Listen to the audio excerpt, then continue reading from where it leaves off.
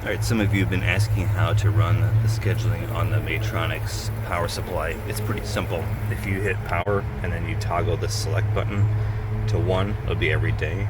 2 will be every other day. 3 will be every 3 days. So if you want to do every day during a week, you want to be on 1. So I'm just going to say, and I'll do it at the same time at each turn in the cycle. So you just hit the power button on like this, and then as long as you hit that, that'll do it every day. And wait a second, then it goes. But if you don't pick one of those, if you don't hit the select button at all, it'll just run a cleaning cycle like any other time. So if I go back over to the vacuum, you can see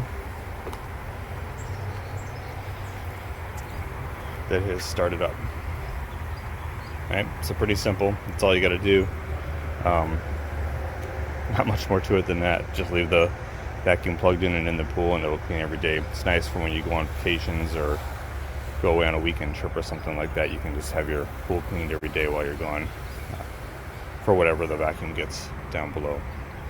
All right, enjoy. Let me know if you have any other questions. Please like and subscribe. Peace.